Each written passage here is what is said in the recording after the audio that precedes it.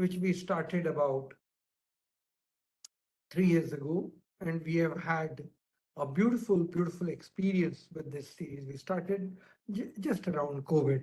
I must mention to you that this is a think tank which has lots of emphasis on research-based policy advice. And when COVID started, we were worried how are we going to do, and there was all locked down in that sense. So we said we'll do the webinar series and bring in the best experts from across the world to come and speak to us on various contemporary issues. Very happy to share with you. We have had 3 Nobel laureates.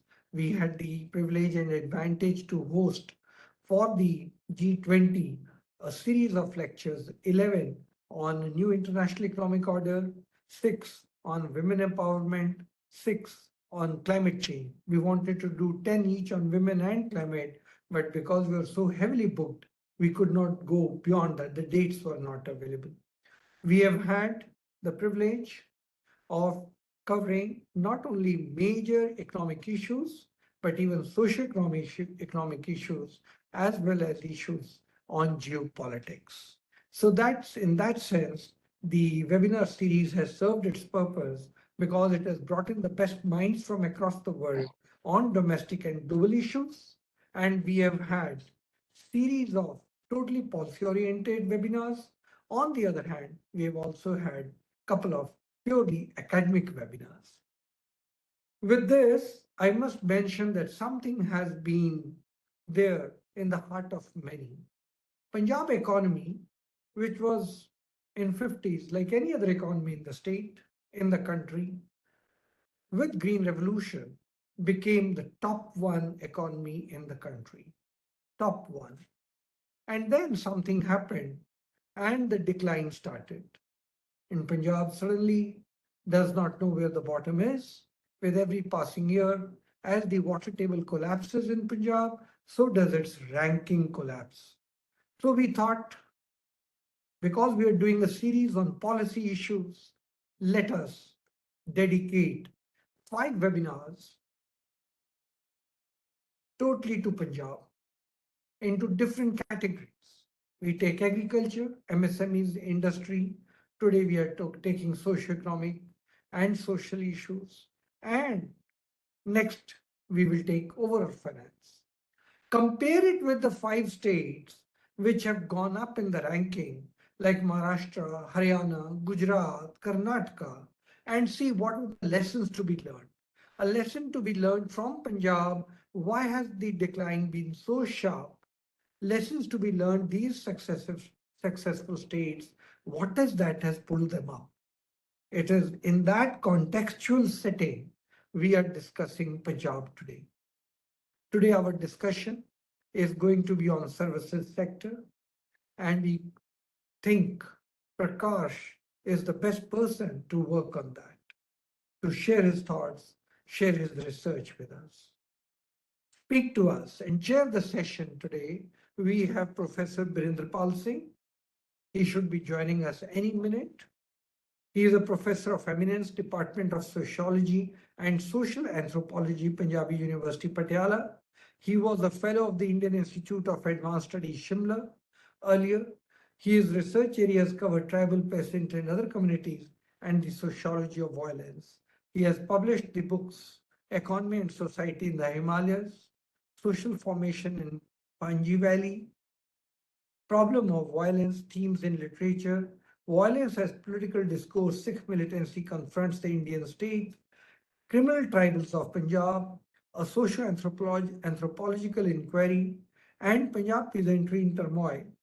He has also published several research papers, including in Sikh Formations, Economic and Political Weekly, Gandhi Marg, and Journal of Punjab Studies.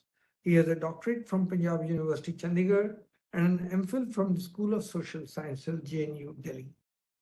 Our speaker for the day, first speaker for the day, will be Professor Prakarsh Singh. He is the Chair Professor of Economics at Plaksha University.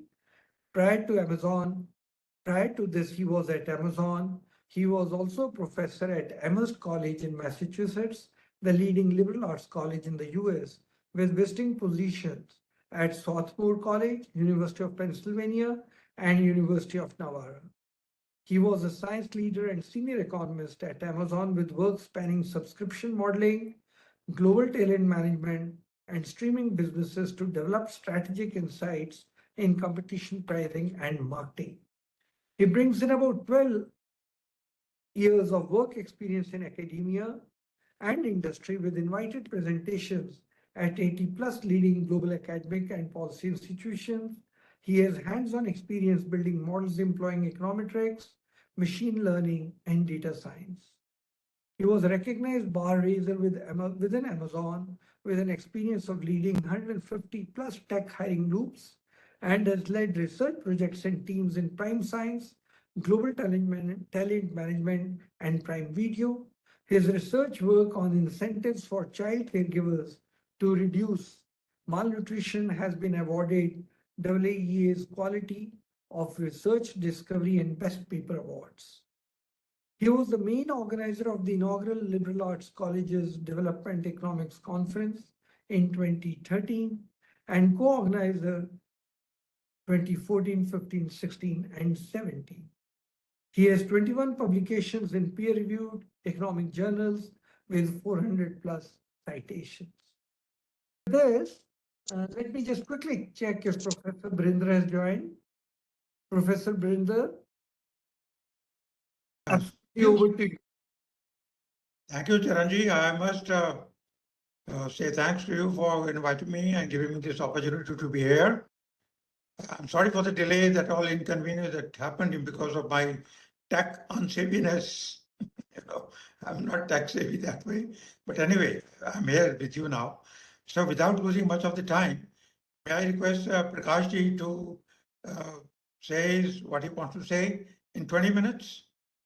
Is that fine? Yes, that's perfect. Can you hear me all right, Professor Birinder? Can you hear me?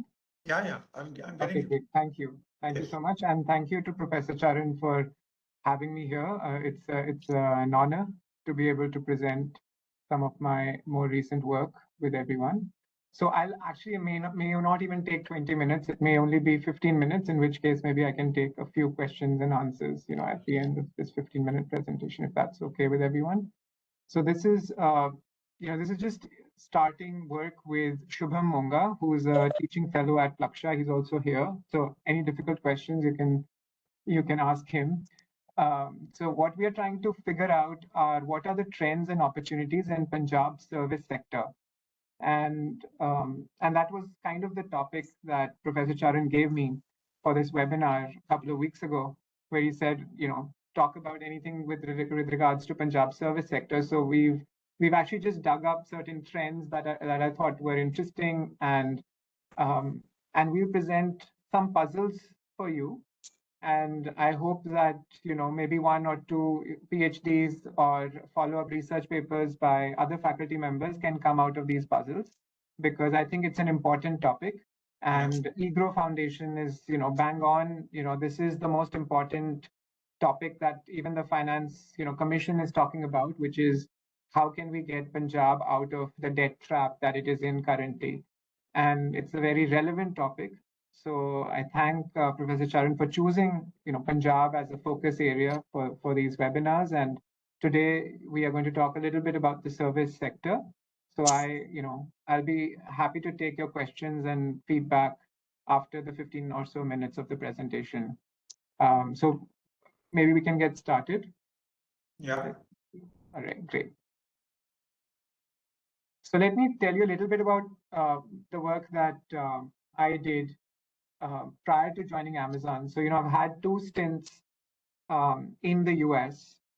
One was as an academic, where I actually worked in the area of development economics. And my second stint, as was referred to by Professor Charan, was with Amazon. So when I was an academic, and I've come back both to academia and back home, where my journey started, I did, my schooling was here in Mohali, in YPS. And I left India about 20 years ago, and I came back last year to join Laksha University. and chair their data science, economics, and business program. But the work that I did at Amherst College that involved some field work as well, coming back to India and so on. And some of these papers eventually got published. So I'll give you a brief synopsis of what we found um, with regards to the research on Punjab. And then I'll talk more about the new trends that are emerging in the service sector within Punjab. So what we found was that quantitatively and using several econometric techniques and micro level data, what we found was that the insurgency or the militancy or whatever you want to call it, right? The conflict that happened in Punjab from late 70s, early 80s, all the way till the mid 90s, it led to first and foremost a massive loss of human capital. People lost their lives. 20,000 plus people died in that insurgency, but it also led to significant deterioration in Punjab's investments, right? So how these investments, Punjab at that time when the insurgency started was primarily an agricultural state. Even today, it is more agricultural than most other states in India. So at that time, we looked at how farmers' spending on things like wells and tube wells, which were long-term agricultural investments, how they were impacted by conflict that was happening in their district, compared that to the spending that these farmers were doing on fertilizers and short-term agricultural investments. And what we found was that the conflict really impacted the long-term investments and fixed investments much more than short-term investments. And this seemed to also be correlated with lowering incomes, in the subsequent year, and we think that is one channel of this persistent lack of growth that we've seen in subsequent years. We also found some gender differential effects of conflict. So girls' educational outcomes were much lower in the long term when their households were exposed to conflict in their district. And that was joint work with Olga Shemaikina. Another set of projects that I worked on related to the ICDS, which is the Integrated Child Development Services Program. And there we studied how worker incentives interacted with training programs and providing information to mothers. And we found that there were some complementarities. And one of the places we looked at was rural regions within Punjab, and particularly close to Mohali. So that was mostly related to how we can improve child health through some combination of programs on the state side, which included providing financial incentives conditional on performance for Anganwadi workers or healthcare workers, and at the same time improving the quality of their training and providing mothers some information. Okay, so that's sort of the prelude. Now we have a new paper. I have a new paper with Professor Lakhwinder Singh and Professor Nirvikar Singh, and we are studying the factors that are constraining the Punjab economy today. And two such factors, which I'm sure most of you here are familiar with, which are leading to this debt trap. One is Punjab's fiscal situation, and with a debt to GDP ratio of close to 50% today, Punjab is, am I not audible? I think Dr. Dinesh Kapadia is saying that I'm not audible, not sure. If I'm not, just please let me know, someone. You're audible. I can hear you clearly. Okay, so something on Dr. Dinesh's end then. All right. And the second was the individual human capital and institutional capital have either failed to develop or have deteriorated over recent decades, making Punjab less innovative and less attractive for new investment. And so the central thesis, I think, of what we're going to find in subsequent tables as well is that somehow we have not upskilled our younger talent to to work in areas within the service sector that can add value to Punjab's gross state domestic product. And so how can we improve that would be of a central concern, I think, going forward.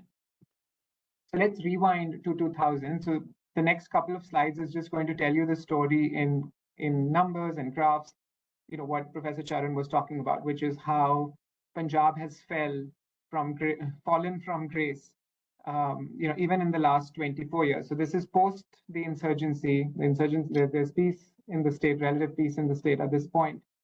And Punjab is still, ranked 5th amongst states and union territories in India. It's, after Goa, this is the second richest state in terms of per capita income, even in the year 2000, right? But then look at what happens 20 years hence. So Punjab now in 2021 was ranked 18th. So it had fallen from rank of 5 to 18. And some of the states that had comparable levels of per capita income in 2000, two states that were very close to Punjab in 2000 were Haryana and Karnataka. And look how fast they've grown. Right? So two comparison states that I'm going to show you some data on today. One is going to be Haryana, the other is going to be Karnataka. Why? Because they were very close to Punjab in the year 2000. Okay. So as you can see, what has happened is that Haryana and Karnataka have had an income growth of more than 3x from 2000, whereas Punjab has about doubled its income. Many other states that were lagging behind Punjab, and these include not only South Indian states like Tamil Nadu or Andhra Pradesh, but also North Indian states like Himachal, they have leapfrogged ahead. So this is the rank of Punjab and how it has fallen from 5th to 18th. It's been a steady decline. It's not like in 1 year it's gone down so much. On the other hand, the rank of Karnataka is back to where it was in 2000. Similarly, the rank of Haryana is back to where it was in 2000. So there's been some fluctuation and Karnataka went down for a bit, but then now it's back up. Right? So Karnataka has really grown in the last 10 years. And we'll see that in a later table. All right, let's keep moving. So this is, if we decompose the GDP into the three primary sectors in the economy. So we're going to look at agriculture, industry, and service. And in the brackets is the growth rate per annum in percentage for that decade. So you can see that Punjab in the 80s was primarily an agricultural state. So more than half of the GDP was coming from agriculture. Now, about a quarter of it is coming from agriculture, about a quarter of it is coming from industry, and almost half of it is coming from services. And which is the decade where Punjab really lost out in terms of the service? Because today the focus has to be on the service sector. You can see, and I will show you why I'm calling 2001 to 2010 as the lost decade for services in Punjab. Why is it the lost decade for services in Punjab? It's because even though the average share of service in GSDP was 38%, the growth rate in that period per year was about 7%, which is lower than the growth rate in industry. And it is lower than what we achieved in the last 10 years, or between 2011 and 2019. So now if you compare this to Haryana, which would be a good sort of comparator state to compare it, in many ways it's sort of our neighbor. Punjab and Haryana go back, before the states got divided, I think in 65, 66. Yeah. They were part of the same state. And so let's look at Haryana, for example. Look at how fast Haryana grew in the same time period, in the 2001 to 2010. The share of service in GSDP, and this was again the same rate, 38%, but look at how fast the growth rate of services was in Haryana. This was 12%. And look at what it was for Punjab, it was 7%, right? So something happened between 2001 and 10. I don't know what, but possibly the emergence of Gurgaon as a cluster or as a hub within Haryana, and no such hub developed in Punjab. So that could be one reason, but I think I'd like to see at least one, PhD or one research paper come out and talk about why Punjab lost out in that decade. Maybe there are papers out there and I haven't done a good literature review, but it's just something that fell out of just the numbers when we were looking at the numbers. Gurgaon happened, so something happened there. And we just want to make sure, how much of it is kind of a Gurgaon effect, how much of it are other things. The other interesting thing we looked at when we looked at Karnataka was how fast Karnataka has grown in the last 10 years in the service sector, right? So even though it had almost 48.5% of the share of the GDP in service in that decade, it grew at a faster rate. Normally you think of solo growth model and you say, okay, there's going to be diminishing marginal returns and growth rate is going to plateau as the share of service grows and the growth rate of services is going to reduce. But look, it actually accelerated. It increased to close to more than 9.5%. And then what happened? Maybe Bangalore happened, or it was happening, and it just kind of again, how much of it is again, a hub effect versus other things like infrastructure and other such tier 2 cities maybe, or enhancement of human capital through tech universities and so on. So this is again. So the other interesting puzzle here is that services employs 41% of the employed people are in services in Punjab, right? So it's kind of the lion's share of employment. And what's the share in the gross value add for Punjab? It's 46%. Now, if you look at India as a whole, including Punjab, India as a whole, the services employs 28-29% of the people. And it has a share in GVA of almost twice that number, right? So is there a lack of productivity among the workforce in the services sector in Punjab? That's just I guess, a puzzle for us to also think through. On the other hand, the agricultural sector is quite productive, right? And part of it could be that Punjab has had a relatively higher productive, more productive agricultural workforce given its fertility and given the fact that it is a land of 5 rivers and so on. So here's sort of just a comparison across states. So Punjab has 41% of its workforce in services. This is a periodic labor force survey. Now, where are these people working? So there are 3 main areas in the service sector where folks are being employed in Punjab. One is trade, repair, hotels, and restaurants. Another is this red thing is actually other services, which is health and education primarily, and entertainment.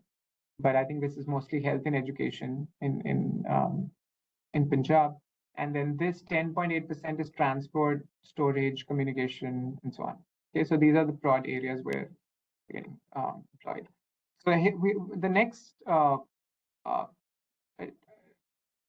level of breakouts that I'm going to show you is within services. So we've kind of understood that something's going wrong with service sector in terms of either productivity or in terms of the growth rate, especially in the 2001 to 2010 time period. Now let's look at the share of GSDP that is coming from these 5 broad areas, because data from RBI and other sources allow us to look at these sources. So I'm just going to go deeper into these 5 sources. And first thing I looked at was, is there a correlation, just a simple linear correlation? I know none of this is causal, so don't quote me and say that because income went up, so share of real estate and business services in GSDP went up. But one of the things that seems to be correlated with richer states in India today is how much of the share of GSDP is coming from real estate and business services.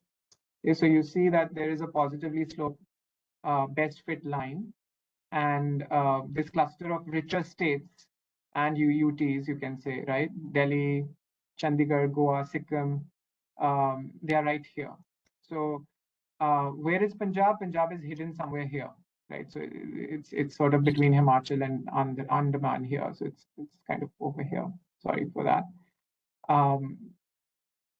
But this is interesting because when you look at other components that I showed you, so there were these 5 components we tested. So let's look at all the other components and their correlation with per capita income. Sorry.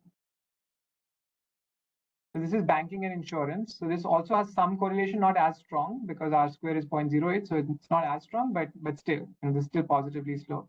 So banking and insurance is also something that we're going to look at later. If you look at trade, hotels, restaurants, things that are actually employing a bunch of or the bulk of our employed folks, there is no correlation here with the cross-sectional GDP per capita at the state level. If you look at transport and communication, again, there's actually a negative correlation. So people actually move out of this sector, or the share of the contribution that is coming from transport and communication is lowering for richer states. So make whatever you can out of that. Share of public administration is also lower among richer states.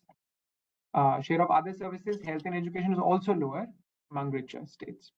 Okay, so the 2 things that were kind of positively sloped here was, one was banking insurance, the other was real estate and business services. So we're going to focus our attention on those 2 for now.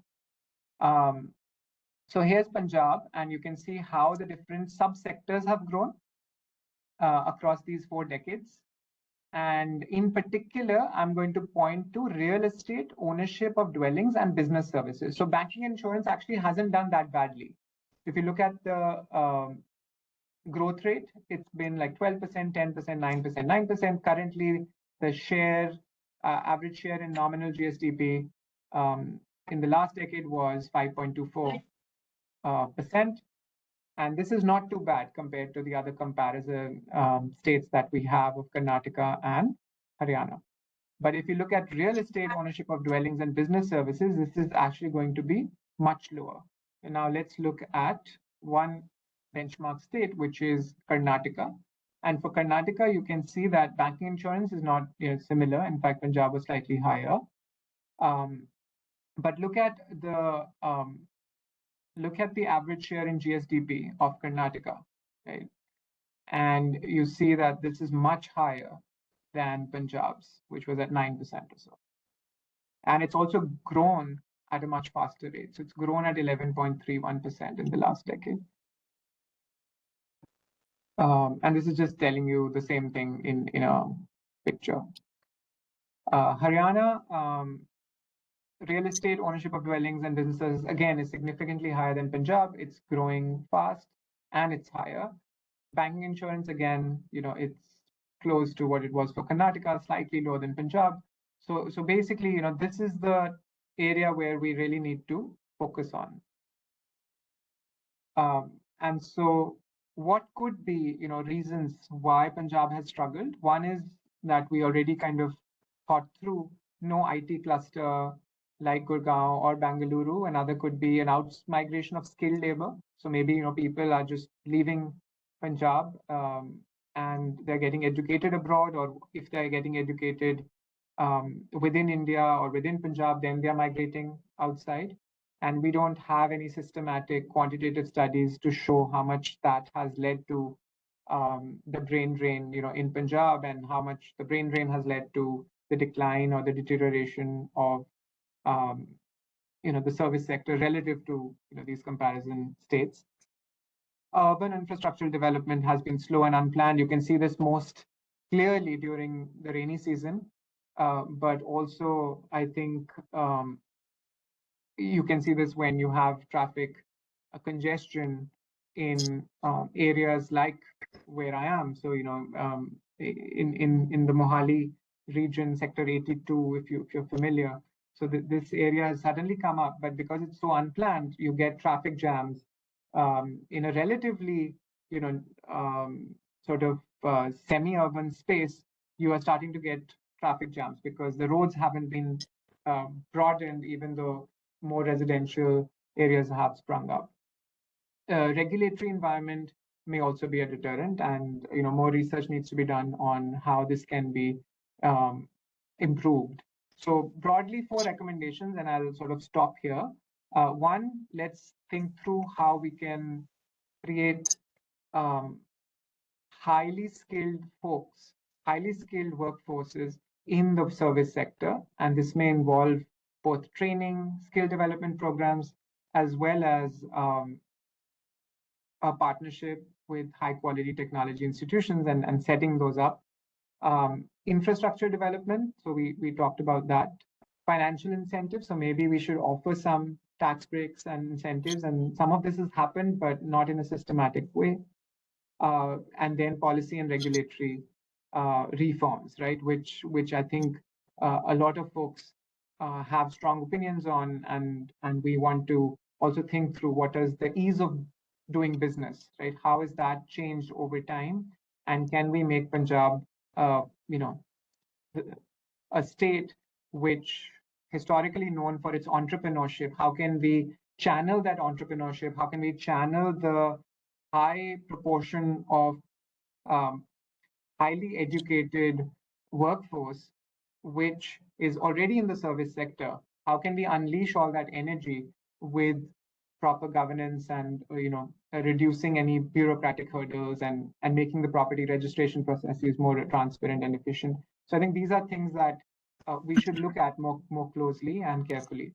So I'll pause there, and the House is open to, the floor is open for discussion. We can have short questions, pointed questions. May I raise, Professor Birinder Pal Singh, may I raise certain questions? Oh, surely, be brief and pointed one, yes. Surely. Pointed only. Yeah, welcome.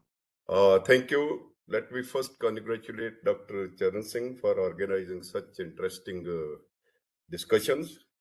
My first question is to Dr. Prakarsh Singh. It's interesting that from macro data, you have tried to look into the deceleration in Punjab, and at the end, you have given some solutions. I have been working on Punjab for the last 50 years. To my mind, this analysis of yours is much beyond the real story of deceleration. And your solution also probably is much beyond the political economy of Punjab and the reasons for deceleration. That's one. Second is, how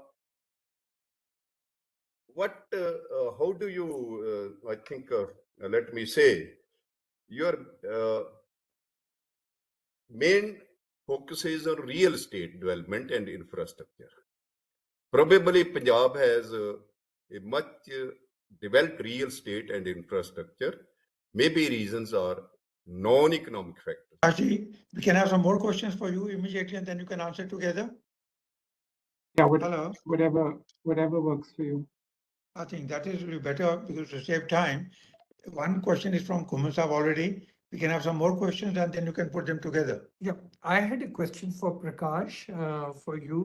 You had looked at, in aggregate, the role of services has been improving in Punjab. And I want to thank you profusely for giving a comparative picture with other states, Haryana, Karnataka. That's so good that you provided us that picture. Now, my question to you is, which are the areas in which services in Punjab, if I go a little granular, are increasing at a faster pace? And if I do a comparative picture between Haryana, Karnataka, and Punjab, are the similar services going up also in those, or do we have a lesson from those states that we could improve on services in Punjab? Thank you. Yeah, another question for Prakash ji. So maybe I can start by answering the two questions that have been raised, and other folks Please can go ahead. ask their questions. So let me start by answering Professor Charan's question first. Okay. And we did look at that, right? So there was one table and that we showed where we found that the area that wasn't growing as fast as it should be was this combined area, and this also speaks to the question that Professor Guman had asked. It's this combined area of real estate, that's one, ownership of dwellings and business services. So that subsector, so you take out banking and finance, you take out transport, you take out also, all that is fine, comparatively in terms of market share and its growth rate, etc. What was the concern was this area, which is made of these three categories. Now, which of these three categories is growing faster? So now we're talking about subsector within services, right? So we're talking about 2 levels deeper. And that, I think, is the next research question that we should answer in this study, which is that, is it the business services, which we think it is, right? So we think that it's not the real estate activities. We think it's not the ownership of dwellings, which is rental income, imputed rent, housing service. We think it's the business services. What is meant by business services? It's the professional services, legal, accounting, consulting, architectural, engineering, advertising. It can include IT, of course, software development, IT consultancy, data processing, business process, outsourcing, R&D, market research. So, all of that, I think, is one category. So now we have to think about, which of these things is kind of growing faster relative or slower relative to Karnataka and Haryana. And I think that will only be possible if we look at micro level data from firms.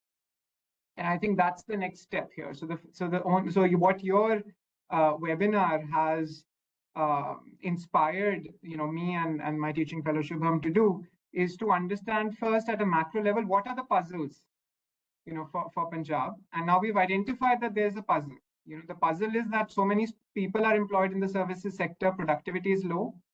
And compared to Karnataka and Haryana, this part of the sector, the service sector, is growing slowly, which is this club, this umbrella of real estate, ownership of dwellings, and business services.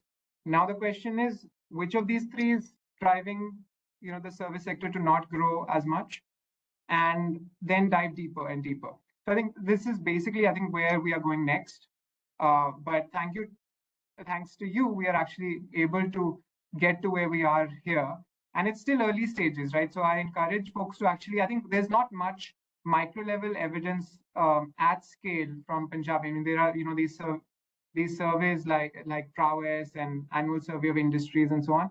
But I think more needs to be done so that we understand, why is it that the IT sector is growing so fast in Gurgaon and in Bangalore and so on versus not in Mohali. I am sitting here in what is called IT City in Mohali, and all I can see outside are a few cows, right? And of course, there are some towers coming up here and there, but by and large, it is a village still, even though it was established as an IT city several years ago. So that is a puzzle, and we definitely need more research in this area. And I think Professor Guman kind of already alluded to this, like, is it real estate? Is it the other stuff? We think it's the other stuff. We don't think it's the real estate part of it, but that umbrella is what's causing, I think, Punjab's service sector to not grow as much.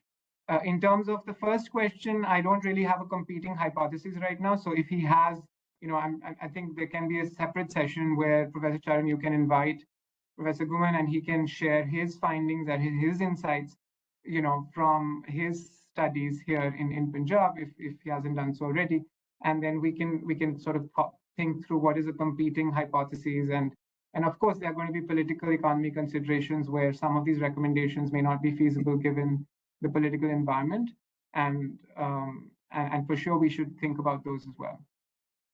Dr. Prakarsh, what policy mix you would suggest now to come to Punjab, to come out of this vicious circle? The policy recommendation, right? Yeah. So I think there were 4 that I listed, but let me repeat a couple of them, which I think are not controversial. One of them is, how do we think holistically about creating a a hub or an innovation center, similar to a Bangalore, right? And what can we do to create that agglomeration economy within one or two places within Punjab that the IT sector or the service, like let's say legal services, accounting services, consulting services, these firms can establish their, if not headquarters, their branches or their offices in Punjab and can acquire talent from Punjab, right? So that's one. And then that has to go hand in hand with the skilling of the workforce that can go and work for these services, right? So, I mean, Plaksha University is just one, university that has been set up 3 years ago. But we need maybe 10 or 20 such universities in Punjab, which really skill high quality, let's say engineering, AI, ML, data science graduates to come out and compete, with the best skilled talent that is emerging from other centers of excellence within India. And it's only when you tie in the high skilled human capital with incentives for these firms to get set up, then people will stay back. They will not go abroad. They will not go to Canada. They will not go to US, and they will stick around and they will invest and they will add value to the GDP of Punjab. So I mean that's sort of the obvious one, but there must be others, that some of them I alluded to, but I would love to hear what you think and where you think, the low-hanging fruits are. Just a small intervention. Yeah, sure. Which means in your policy analysis, service sector is going to be the growth driver of Punjab. So what we saw in the cross-sectional analysis that we saw, right, was that within the service sector there are some categories which are highly correlated with being a richer state, right? So not all subsectors within the service sector are going to contribute equally or meaningfully to Punjab's economic growth. But one thing that we know for sure is that the business services umbrella is highly correlated with per capita income. So I don't think we should rule that out. In fact, we should probably think that if richer states in India have a bigger share coming from those subsectors of services, I think we've put our apples in the wrong baskets within the services sector. So if we correct those apples, if we put the right apples in the business services and take them out, let's say from transport or from hotels, etc., then I think there could be some increase in the growth. But if you think that this is going to come from agriculture, I don't think so, right? I mean, we haven't seen that happen for any other state in India. I mean, I may be wrong. If we think that it's going to come from industry, again, it's not that Punjab has done very badly in industry, as you saw some of the tables, but it doesn't seem like that was going to happen, because that will require a massive investment, of physical sort of infrastructure in terms of setting up factories and whatnot. And I'm sure that can happen, but because the focus was on the service sector for this presentation, we kind of thought about focusing on that particular area within the economy. But I'm sure there are some subsectors within industry, when I'm sure you've had a webinar on that could also be driving growth. So this is not saying that this is the only growth driver within Punjab, but we wanted to focus on the service sector for this presentation, given the focus area of this webinar. Thank you, Dr. Prakash. Thank you, Dr. Guman. I think, Charanji, I think the time is running out. I must mention that Prakash, Professor Guman is speaking on Punjab under the same series on August 16. Wonderful, So I must wonderful. thank you also. You have set the tone so well by give a comparative picture that's going to provide me a linkage into our next series. Let me conclude here and invite you all for the continuation of this discussion on August 16, where our topic is overall finance, overall Punjab. Professor Ghuman will be there. Professor Upinder will be there. We will have professor from Central University of Punjab, Birinder. She'll be also there. So we'll have a galaxy of professors on that day. I would invite each one of you to please join and contribute. And Professor Birinder, if you can also join there, that will be a great favor for us. So you would know what we are talking. Let me now thank the participants, thank the speakers for being here with us. I would also like to make an important announcement, and that is because of the activities and contemporary issues that are coming up in a big way. Next week, we have 2 sessions. We have one on Tuesday dedicated to employment. What is employment? Are we really fully employed, or is there huge unemployment? All those issues will be discussed by Professor Golder from Institute of Economic Growth. And there'll be 2 discussants. One will be Surjit Bhalla, who was on the Prime Minister's Economic Advisory Council and then the Executive Director at IMF in Washington. And then there'll be another person, Professor Kundu, who's from JNU. So we will have a discussion on employment next week, August 6th, which is a Tuesday. Our traditional webinar days are Friday. And on Friday, August 9, we have former governor of the RBI who will be speaking to us on the book that he has just written, Governor Subbarao. So I would invite you to please be with us on both the days. The timings will be very similar, 4 to 5:30. I would invite each one of you to be with us, please, and take advantage of these webinars. Thank you very much. Thank you, Charanjit. Thank you.